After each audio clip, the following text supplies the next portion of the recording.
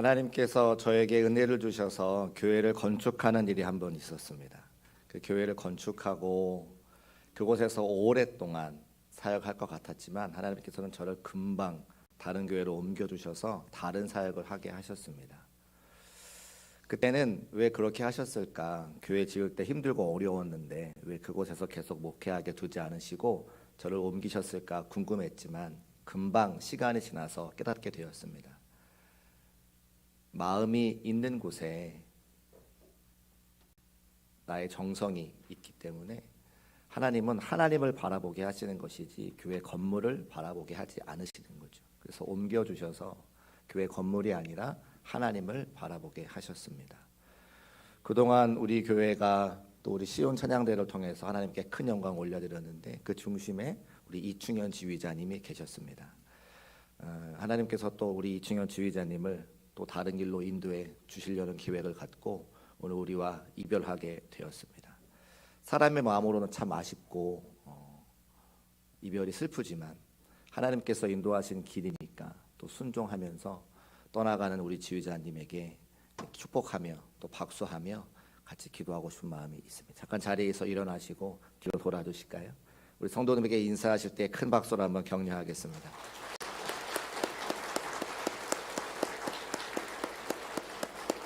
잠깐 기도하겠습니다. 살아계신 아버지 하나님, 만남이 있으면 헤어짐이 있는 것이 우리의 삶인데 그동안 이충현 지휘자님 중국교회에 보내주셔서 함께 아름다운 찬양으로 주 앞에 영광 올려드리게 하시니 참으로 감사합니다. 그의 수고와 그의 헌신을 주께서 아시오니 앞길에 형통함을 더해 주셔서 어디에서 무엇하든지 간에 하나님 앞에 서 있는 마음으로 최선 다해 주님을 찬송할 수 있는 귀한 지휘자가 될 수 있도록 역사하여 주옵소서. 함께 헌신하며 우리 시온 찬양대와 함께 찬양 올려드리게 하시니 참으로 감사합니다. 오늘도 주께서 받으실 만한 찬송과 영광을 올려드렸사오니 하나님께서 이 시간 말씀으로 임재하여 주셔서 우리가 주의 말씀 듣고 은혜 받을 수 있는 귀한 시간 될 수 있도록 역사하여 주옵소서. 함께 하실 것을 믿고 감사드리며 거룩하신 예수 그리스도의 이름으로 축복하고 기도합니다. 아멘. 우리 옆에 계신 분들과 인사하실 때에 오늘도 은혜 받읍시다 이렇게 인사하시겠습니다. 오늘도 은혜 받읍시다. 할렐루야. 감사합니다. 자, 제가 오늘 주보에 두 가지 종이를 넣어드렸습니다. 잠깐 제가 소개하고 말씀 나눠야 되는데요. 빨간색 글씨로 적은 2024년 선교헌금 작정서 다 펴시기 바랍니다. 쭉 보시면 현재 우리가 돕고 있는 해외 선교지와 국내 비전교회 및 기관이 있습니다. 여러분들의 헌신과 수고와 눈물로 현재 해외 선교사 5분, 비전교회 5곳, 기관 4곳을 섬기고 있습니다. 지난 주에 추수감사절 찬양축제 마치고 각 선교회별로 쌀을 모아주시고 또 헌금을 모아주셔서 제가 이번 주에 지방에 있는 교회들과 또 우리 형제교회 방문하게 되었는데 저의 후배도 계시고 또 선배님도 계십니다. 그런데 제가 방문하는 그 사실 자체로 너무나 기뻐하시고 감사하셨습니다. 그래서 제가 다음 주에 영상 만들어서 함께 보여드리려고 하는데요. 우리가 힘있게 선교하기 위해 여러분의 헌신과 기도와 눈물이 필요합니다. 그래서 보시고 이름과 직분, 전화번호 적으시고 또 한 달에 한 번 선교헌금 드릴 때 액수 작정하셔서 헌금해 주시면 그 귀한 선교헌금 가지고 우리와 함께 동력하는 교회들 또 해외 선교지들 또 기관들 섬기려고 합니다. 마음에 감동 있으신 분들은 작정하여 넣어주시기를 부탁을 드립니다. 다음 장 파란색 글씨로 되어 있는 중국교회 사역 신청서 봐주시기 바랍니다. 우리 교회가 7개 부서와 4개 위원회가 있습니다. 특별히 제가 하나 놓친 것이 있어서 죄송한 말씀, 사과의 말씀을 드리는 것은 원래 11번에 교회교육위원회, 교회학교위원회가 들어가야 됩니다. 제가 거기 빠뜨렸고 유아교회 선생님, 어린이교회 선생님, 청소년교회 선생님, 청년교회 선생님 신청해 주셔야 됩니다. 그래서 다음 주에 우리 영상 광고하고 교회학교에서 특별히 준비한 사역 신청서를 드릴 테니까 마음에 교사로 헌신하기를 결단하시는 분들은 하나님께서 마음에 감동을 주시는 분들은 다음 주에 신청하시면 되고 나머지 분들은 쭉 보시고 각 부서 안에 여러 가지 팀들이 있으니까 2024년 한 해 동안 한 분도 빠짐없이 한 가지 이상의 사역에 동참하실 분들은 동그라미 치셔서 나갈 때에 사역 신청함에 넣어주시기를 주의 이름으로 부탁을 드립니다. 다 보고 이름이 없으시면 제가 전화드립니다. 그래서 담임 목사의 부담스러운 전화를 받기 싫으신 분들은 기록해서 신청함에 넣어주시기를 부탁을 드립니다. 자, 하나님 말씀 나누겠습니다. 예, 전화 받으시려고 안 써주셔도 괜찮습니다. 네. 자, 다음 주부터 교회력으로 강림절, 대림절이라고 하는 절기가 찾아오게 되는데, 대림절과 강림절은 예수님께서 이 땅에 오심을 기다리고 준비하는 절기입니다. 그래서 우리가 다음 주부터 시작되지만 제가 한 주 전, 그래서 총 5번의 설교를 통해서 예수님께서 이 땅에 어떤 모습으로 오시는지 함께 말씀을 나누고 은혜를 나누려고 합니다. 예수님께서 이 땅에 오신 이유는 참 많습니다. 하나님과 하나님의 사랑을 우리에게 분명히 보여주시기 위해서 친히 이 땅에 오셨습니다. 하나님의 나라와 하나님의 뜻을 친히 이루시기 위해서 이 땅에 오셨습니다. 죄와 죽음과 사탄의 권세에서 우리를 해방시켜 주셔서 우리에게 자유를 얻게 하시려고 이 땅에 오셨습니다. 우리를 섬겨주시고 자신의 목숨을 많은 사람들의 대속물로 내어주셔서 구원과 생명과 풍성한 삶을 살게 하시려고 이 땅 가운데 오셨습니다. 병든 사람을 고치시고 귀신을 내어 쫓아주시고 하나님의 말씀을 가르치시고 천국 복음을 전파하기 위해서 이 땅에 오셨습니다. 우리에게 선한 목자가 되어주셔서 양떼와 같이 갈 길을 알지 못하는 우리를 친히 인도하시려 이 땅 가운데 오셨습니다. 이곳에 함께 모여 예배하는 우리는 이미 그 예수 그리스도를 만났기 때문에 함께 예배할 수 있고 하나님의 자녀가 되어서 하나님께서 우리에게 예비하신 예수 그리스도라고 하는 복을 다 받아 누리고 살아가고 있는 사람들입니다. 그런데 아직도 세상 가운데는 그 예수님이 누군지 알지 못해서 그 예수님을 영접하지 못해서 예수님과 관계없는 삶, 하나님과 관계없는 삶을 살아가는 수많은 사람들이 있습니다. 그래서 강림절, 대림절을 통해서 그 예수님이 누구신지, 그 예수님이 어떤 분이신지 우리가 함께 소개하고 전하고 그 예수님이 필요한 사람들을 찾아가고 그 예수님을 기다릴 수 있도록 만들어주는 것이 우리의 사명이라고 하는 것이죠. 그래서 우리는 이미 예수님 만났지만 여전히 예수님이 필요한 수많은 사람들을 기억하고 그들에게 복음을 증거하고 그들을 사랑으로 살리며 섬겨낼 수 있는 중국교회 성도의 삶이 되시기를 주님의 이름으로 축복합니다. 그럴 때 예수님께서 어떠한 모습으로 오셨는가? 제가 보니까 5가지의 모습으로 오신 것 같아요. 첫 번째는 성전의 모습으로 오셨습니다. 두 번째는 왕으로 오셨고, 세 번째는 제사장으로 오셨고, 네 번째는 하나님 그 본체로 오셨고, 다섯 번째는 하나님의 선물로 예수님께서 이 땅에 오셨다는 거예요. 저는 앞으로 여러분과 함께 나눠야 되는 말씀을 통해서 이 5가지 모습으로 오신 예수님에 대한 말씀을 드리고 함께 다시 한번 기억하고 은혜를 나눌 수 있는 귀한 시간 되시기를 주님의 이름으로 축복합니다. 그 첫 번째로 성전되어 우리에게 오신 예수님을 전하려고 하는데요. 같이 한번 따라 하실까요? 성전되어 오신 예수님. 설교를 다 잊어버리셔도 여러분 돌아가실 때에 예수님께서 성전으로 오셨구나 라고 기억하신다면 오늘 제 설교는 성공한 겁니다. 그러면 제가 반복하여 여러분과 함께 외쳐야 되는 거죠. 같이 한번 따라 하실까요? 성전으로 오신 예수님. 잊어버리신 분 없으시겠죠? 네, 성전으로 예수님께서 오셨다는 거예요. 성전으로 오셨다고 하는 말씀은 구약 성경과 신약 성경에 이미 많이 말씀하셨습니다. 출애굽기 25장 8절 말씀 화면에 올려주시고 같이 한번 읽어보겠습니다. 시작. 내가 그들 중에 거할 성소를 그들이 나를 위하여 짓되. 아멘. 출애굽기의 말씀입니다. 출애굽한 이스라엘 백성들이 시내산에 이르렀을 때에 하나님께서 모세를 통해 그들에게 율법을 주시고 율법과 함께 하나님의 집, 성막, 성소를 지으라고 명령하시는 장면이 출애굽기 25장 8절의 말씀입니다. 저 성소라고 하는 단어가 히브리 말로 미크다시라고 하는 단어인데요. 거룩한 곳, 정결한 곳, 구별한 곳, 성전, 성소, 성막 이런 뜻이 있는 곳입니다. 그러니까 성막을 세우라 말씀하시는 것은, 성소를 지으라 말씀하시는 것은 하나님께서 그곳에 계시다고 하는 것을 가시적으로 눈으로 이스라엘 백성들이 살펴보고 그곳에서 하나님 만나고 그곳에서 하나님의 말씀을 듣고자 하나님께서 만들라 명령하신 거죠. 그리고 나서 뒤에 구약성경 이사야에 오면 이사야서 8장 13절과 14절 말씀에 이렇게 기록이 되어져 있습니다. 만군의 여호와 그를 너희가 거룩하다 하고 그를 너희가 두려워하며 무서워할 자로 삼으라. 그가 성소가 되시리라 말씀하고 있는 것이죠. 하나님께서 친히 성소가 되시겠다 말씀해 주시는 겁니다. 저와 여러분이 이미 알고 있는 사실 가운데 한 가지는 이사야서는 앞으로 오실 메시아에 대한 말씀을 기록해 놓은 예언의 말씀인 것을 알고 있습니다. 그러면 그가 성소가 되시라고 하는 것은 두 가지 의미가 있는데, 하나님께서 친히 성소 그 자체가 되어주시고 앞으로 오실 메시아 예수 그리스도께서 성소가 되실 것을 우리에게 예언의 말씀으로 주고 계시다고 하는 거죠. 여기까지 이해가 되십니까?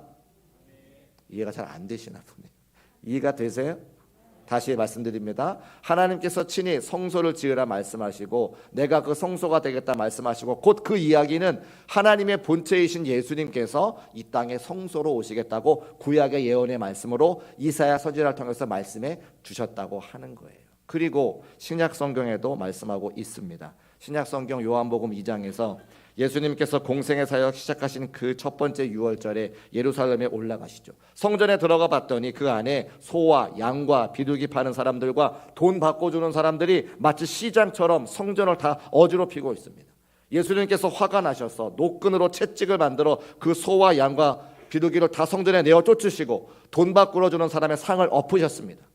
그때에 그 모습을 바라봤던 유대인들이 무슨 자격으로 무슨 권위로 이런 일을 하느냐 표적을 보이라 말씀합니다.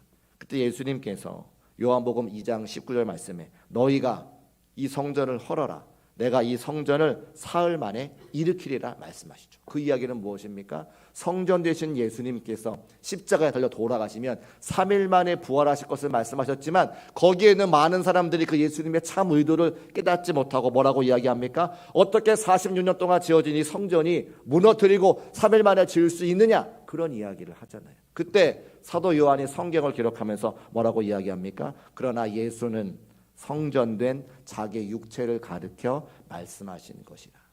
요한복음에 사도 요한이 분명히 기록해 놓은 것은 예수님께서 성전으로 이 땅에 오셨다고 하는 그 사실을 우리에게 증명하고 있는 것이죠. 다시 말씀을 드리면 구약 성경과 신약 성경을 통해서 예수님께서 무엇으로 오신 거예요? 성전으로 오셨다고 우리에게 말씀하고 있는 겁니다. 예수님께서 육신으로 이 땅에 오셔서 자신의 친히 성소 성전 되어 주시사 그 안에 오는 수많은 사람들의 기도 제목을 들으시고 그 기도 제목을 하나님께 올려드려 하나님께서 친히 우리의 기도를 들으시고 응답 주시겠다고 하는 축복의 통로, 구원의 통로, 은혜의 통로로 예수님께서 그 사명을 우리에게 감당해 주신다고 하는 거죠. 그래서 요한복음에 말씀하시길 내가 길이요 진리요 생명이니 나로 말미암지 않고는 하나님 아버지께로 나아갈 자가 한 명도 없다 말씀하시는 것은 같은 맥락의 말씀이라고 하는 겁니다. 자, 그런 이해를 가지고 오늘 우리가 함께 읽은 역대하 7장의 말씀을 좀 함께 나눠보려고 합니다. 오늘 이 본문의 말씀은 성전을 완공한 솔로몬이 하나님께 드린 기도의 응답으로 하나님께서 주신 말씀이에요. 다윗이 하나님의 성전을 짓기를 원했습니다. 그런데 하나님께서 말씀하시길 너는 전쟁을 많이 해서 손에 피를 많이 묻혔으니까 나의 성전을 지을 수 없다. 그 다윗이 어떡합니까? 성전을 짓고 싶은 마음이 있었지만 하나님께서 허락하지 아니하시니 성전을 지을 수 있도록 준비하는 거죠. 그 준비한 세월이 30년의 세월입니다. 그리고 그의 아들 솔로몬이 왕이 되어서 7년 동안 그 아버지가 준비한 것 가지고 7년 동안 성전을 짓습니다. 그러니까 세월만 따지면 시간만 따지면 37년 동안 그 솔로몬의 성전을 짓는 거죠. 짓고 나서 하나님의 크신 영광과 은혜를 감사하고 찬송하고 기도하는 거예요. 이 세상에 천지를 지으시고 이 세상의 만물의 주관자가 되신 하나님께서 솔로몬이 지극정성으로 짓긴 했지만 감히 하나님이 머무실 수 없는 그 성전에 계신다고 말씀해 주시니 탄성과 감격과 은혜와 또 죄송한 마음을 가지고 하나님께 찬송과 감사와 영광의 예배를 올려드리는 거죠. 그리고 이 성전을 지을 때 함께 수고했던 수많은 이스라엘 백성들을 기억하고 하나님이시여 우리 이스라엘 백성들을 굽여 살펴 주옵소서 하나님께 기도를 올려드렸습니다. 그리고 나서 하나님께서는 그 제사를 받으시고 그 예배를 받으시고 친히 임재해 주셔서 그 기도 제목에 응답하신 내용이 오늘 우리가 함께 읽은 역대하 7장 13절과 14절의 말씀이라고 하는 거예요. 그런데 가만히 그 내용을 읽어보면 하나님께서는 하늘과 땅과 질병과 관련된 세 가지의 재앙을 언급하고 계시죠. 복을 달라고, 잘 되게 달라고, 형통해 달라고 기도를 드렸는데 하나님은 재앙의 말씀을 주시더라고 하는 겁니다. 이것이 웬일인가? 성경을 가만히 살펴봤더니 역대하 6장 26절 말씀에 이 재앙을 주의 벌이라고 하는 단어로 하나님의 마음을 표현해 놓았습니다. 주의 벌이라고 하는 뜻이 무엇입니까? 하나님께서 사랑하는 자에게 징계를 주시듯 이스라엘 백성들을 위해서 그들이 말씀의 길을 걸어갈 수 있도록 때때로 그들에게 벌을 내려주시는데 그 마음의 중심은 이스라엘 백성들을 죽이려고 하는 것이 아니라 말씀으로 돌아와서 하나님과 동행하고 하나님께서 예배하시고 준비하신 놀라운 복과 은혜를 받아 누리기 원하는 것이 하나님 아버지의 마음이라고 하는 거예요. 그것이 주의 벌이라고 하는 단어에 표현되어져 있습니다. 또한 예레미야 29장 11절 말씀에 이렇게 기록하고 있어요. 예레미야 29장 11절 말씀을 같이 한번 읽어보겠습니다. 시작. 여호와의 말씀이라 너희를 향한 나의 생각을 내가 아나니 평안이요 재앙이 아니니라 너희에게 미래와 희망을 주는 것이니라. 아멘. 주의 벌이라고 하는 그 내용 안에는, 그 단어 안에는 하나님께서 우리에게 주시고자 하는 평안과 미래와 희망이 기록되어져 있다고 하는 것을 말씀을 통해 알 수 있는 거예요. 우리가 하나님의 말씀에 순종하지 못하고 바른 길을 걸어가지 못할 때 때로는 우리의 자녀에게 매를 대서 그 아이가 돌이키기 원하는 것처럼 하나님께서는 하늘과 땅과 여러 가지 또 질병을 통해서 우리에게 벌을 내리주시지만 그 하나님의 본심과 마음은 평안을 주기 원하는 것이고 미래와 희망을 주기 원하신다고 예레미야 선지자의 입술을 통해서 우리에게 말씀하고 있는 거예요. 사랑하는 여러분, 때때로 하나님께서 여러분을 징계하실 때 하나님 앞에 평안과 미래와 희망을 주시기 위한 또 다른 방법인 것을 기억하시고 감사할 수 있는 저와 여러분 되시기를 주님의 이름으로 축복합니다. 그 내용이 세 가지로 기록이 되어져 있어요. 첫 번째 재앙에 대해서 말씀하십니다. 하나님께서 하늘을 닫아서 비를 내리지 않으신다고 하는 거예요. 그런 벌을 주신다고 하는 겁니다. 우리의 삶에 하늘이 얼마나 큰 영향을 끼칩니까? 하늘에 도우심이 있어야 우리가 비옥한 땅에서 살아갈 수 있죠. 무슨 말씀입니까? 햇빛을 주시고 비를 내려주셔서 우리의 삶이 윤택하고 비옥한 삶으로 하나님께서 인도하신다는 거예요. 해가 계속되면 어떻게 되겠습니까? 사막이 됩니다. 해가 계속되면 사막이 됩니다. 비가 계속 오면 어떻게 됩니까? 홍수가 나고 결국에는 바다가 되죠. 하나님께서는 때로는 하늘문을 여시고 때로는 하늘문을 닫으셔서 적당한 햇빛과 적당한 비를 통해서 우리가 이 땅 가운데 살아가기에 가장 알맞게 우리의 삶을 지키시고 인도하시는 것을 믿으시기를 주님의 이름으로 축복합니다. 그 성경은 우리에게 하나님의 복을 말씀하실 때, 하나님의 은혜를 말씀하실 때 구름에 빗대어서 말씀하시는 것들이 참 많으세요. 왜요? 구름이 있어야 비가 내리기 때문이죠. 잠언 16장 15절 말씀, 왕의 희색은 생명을 뜻하나니 그의 은택이 늦은 비를 내리는 구름과 같으니라. 하나님의 은총, 하나님의 은택이 구름과 같다는 거예요. 왜요? 구름이 있어서 사막과 같은 그 이스라엘 광야에 비를 내려주셔야 그들의 농사도 짓고 그들이 먹을 것이 풍성하고 소출이 많아져 삶을 살아갈 수 있기 때문에 하나님께서는 구름을 통해 비라고 하는 축복을 우리에게 내려주신다고 하는 겁니다. 자, 제가 여러분에게 묻겠습니다. 사랑하는 중국교회 성도 여러분, 여러분이 속한 가정과 교회와 이 나라에 하나님의 은총의 비가 내리고 있습니까? 은총의 비가 내리고 계십니까?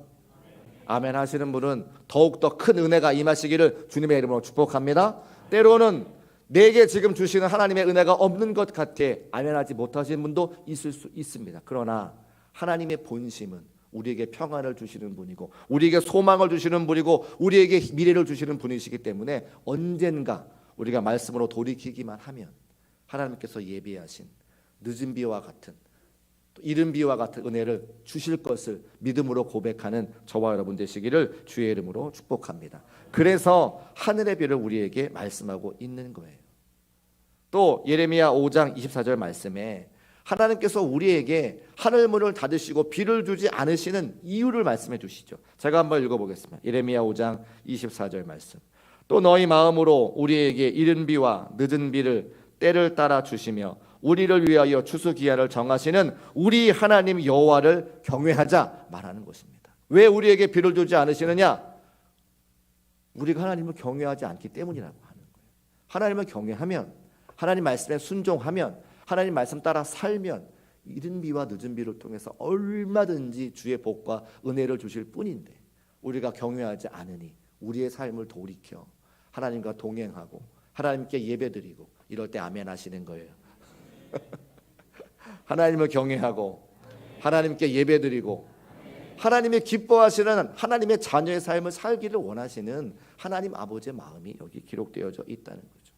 하늘은 사람의 능력을 벗어난 곳입니다. 하늘에서 발생한 어떤 문제도 나도 사람들이 해결할 수 없어요.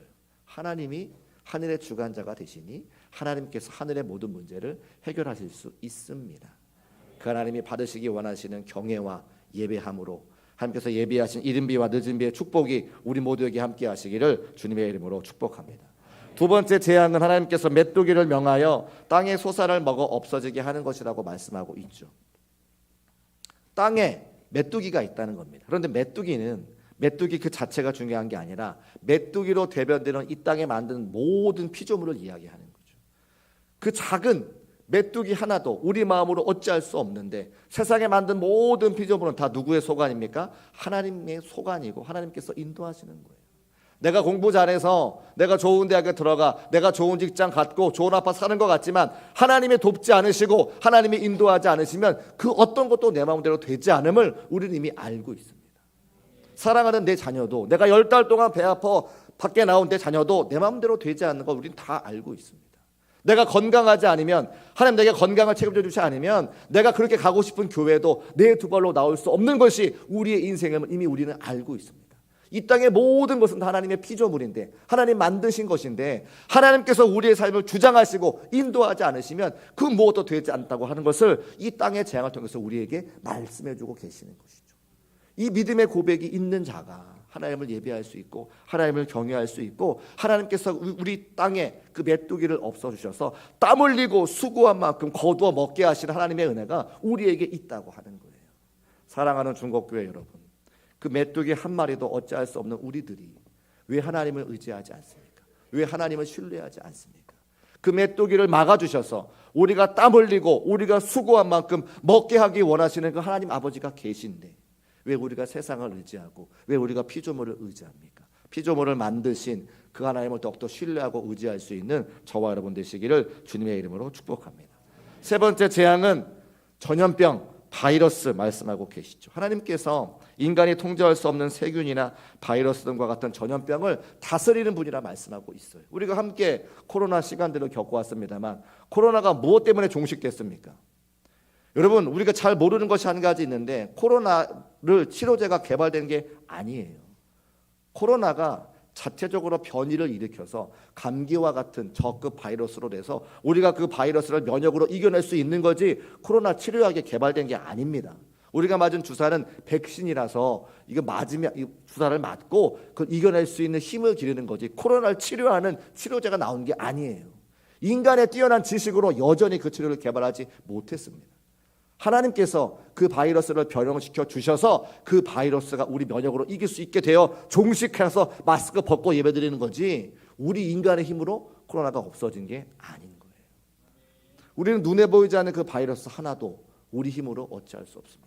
하나님이 지켜주지 않으시면 하나님이 우리를 보호해주지 않으시면 그 바이러스로부터 질병으로부터 누구도 벗어날 수 없는 존재가 바로 우리 연약한 인간들이라고 하는 거예요. 하나님께서는 그 바이러스까지도 그 전염병까지라도 성전에서 기도하면 우리를 지키시고 보호해 주시겠다 말씀하고 있습니다. 이 세 가지 재앙, 하늘의 재앙, 땅의 재앙, 질병의 재앙, 그 어떤 것도 하나님의 도우심이 없이는 우리는 해결할 수 없는 연약한 존재임을 말씀하고 계시고 그 기도 제목 가지고 솔로몬의 성전에서 하나님께 기도할 때에 하나님께서 들으시고 그 기도 모든 기도에 응답해 주시겠다고 약속의 말씀을 주시잖아요. 그 약속의 말씀이 역대하 7장 15절과 16절 말씀에 잘 기록되어져 있습니다. 우리 같이 한번 읽어보겠습니다. 시작.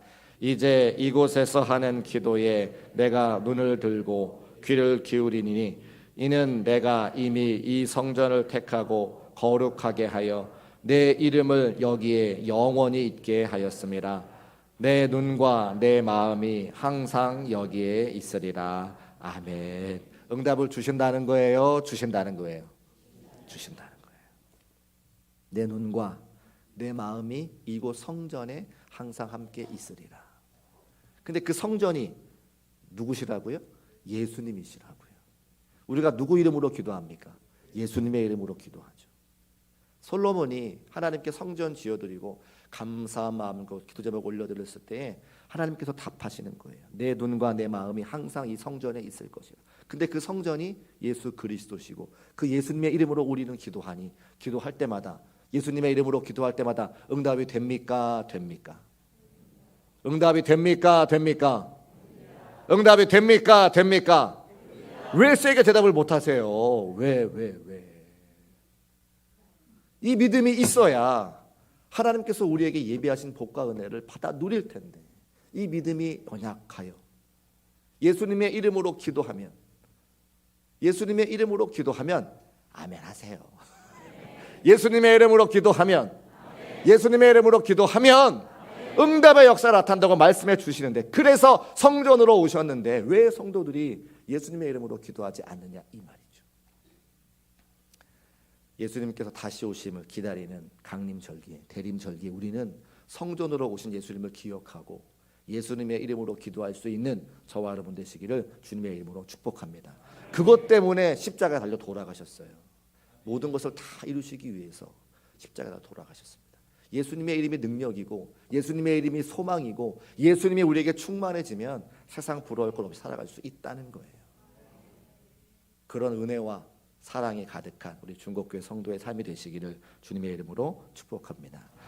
말씀을 결론 짓겠습니다. 은혜의 단비를 내려주시고 땀 흘려 거둬들인 소산을 메뚜기가 먹지 않게 하시고 전염병과 질병으로부터 보호하시는 주의 은혜가 있는데 어디에서? 성전에서. 성전대에 오신 예수님의 이름으로 기도할 때에 하나님께서 주시겠다고 하는 그 약속의 말씀이 우리에게 임하는 겁니다. 기도의 자리마다 성전으로 오신 예수님을 붙잡고 찬송하며 기도하며 감사하고 예수님의 한 분만으로 충만할 수 있는 우리 모두가 되시기를 주님의 이름으로 축복합니다. 우리 충만이라고 하는 찬송 같이 부르시고 결단하며 기도하겠습니다.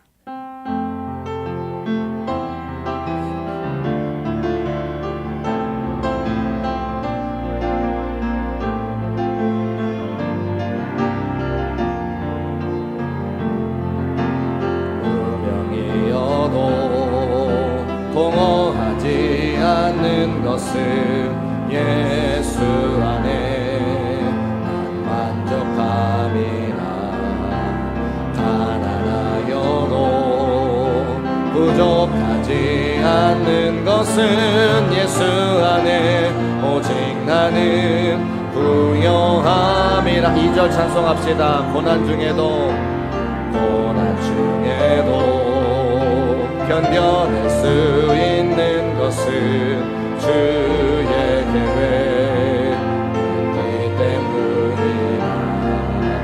실패하여도 일어설 수 있는 것은 예수 안에 오직 나는 승리함이라. 난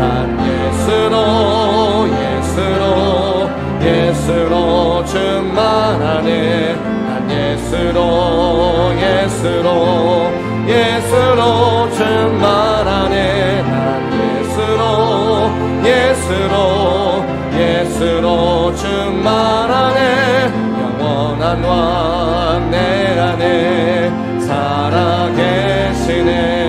내 몸이 약해도 낙심하지 않는 것은 예수 안에 완전함이라. 아름다운 세상 부럽지 않은 것은 난 예수로 충만함이라. 난 예수로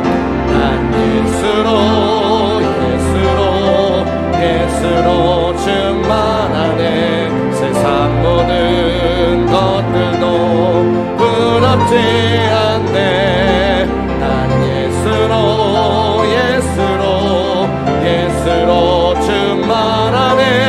영원한 왕 내 안에 살아. 다시 한번 찬송합시다. 난 예수로 충만하네. 난 예수로 예수로 세상 모든 풍파도 세상 모든 풍파도 두렵지 않네. 난 예수로 충만하네. 영원한 왕 내 안에 살아계시네.